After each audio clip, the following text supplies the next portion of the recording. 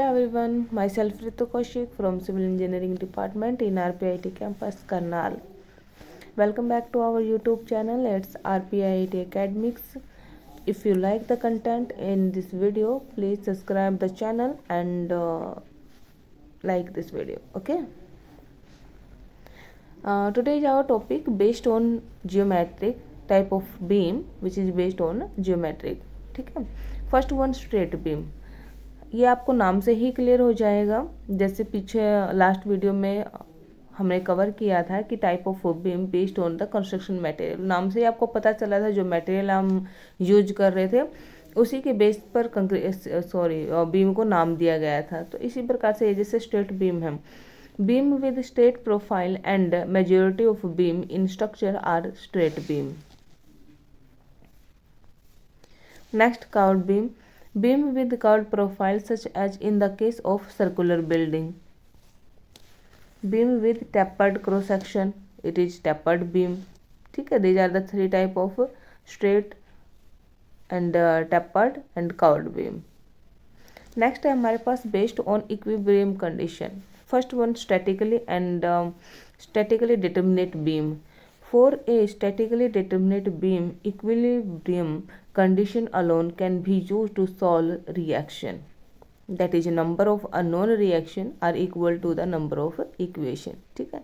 3 reaction होते हैं आपको पता है. Summation of vertical load is equal to 0, summation of horizontal load is equal to 0, summation of moment is equal to 0. ठीक है. These are the 3 equation which is known as the equilibrium condition.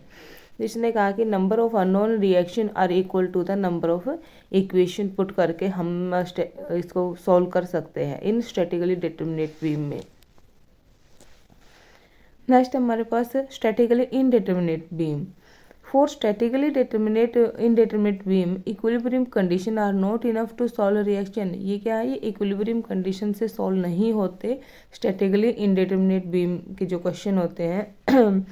So the analysis of this beam is more complicated than that of statically determinate beam. Clear?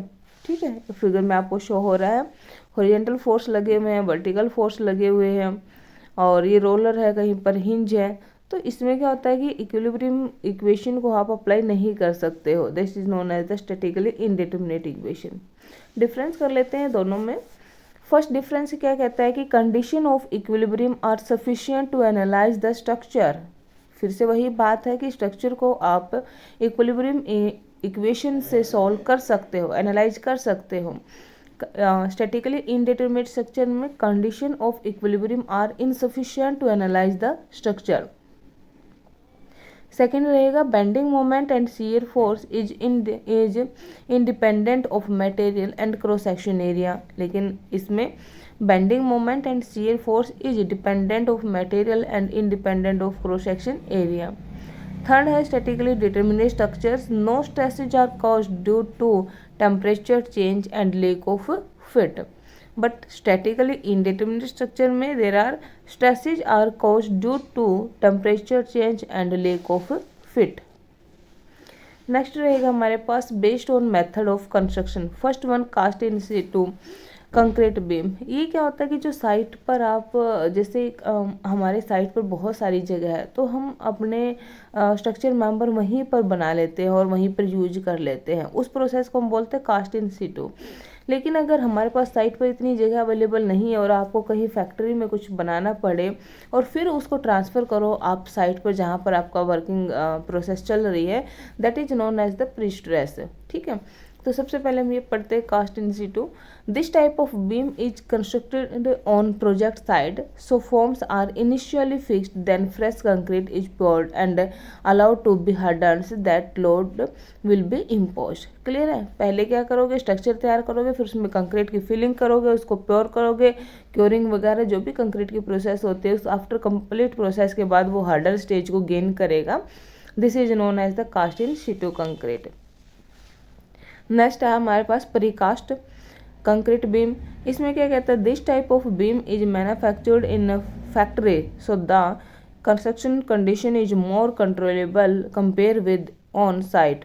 Construction. Clear है, ये site पर बनाई जाएंगी, वो site पर बनाई जाएंगी, ये कहीं फैक्ट्री में जहाँ पर भी आपके पास जगह अवेलेबल होगी ये वहाँ पर बनाई जाएंगी। Consequently, the quality of concrete of beam will be greater.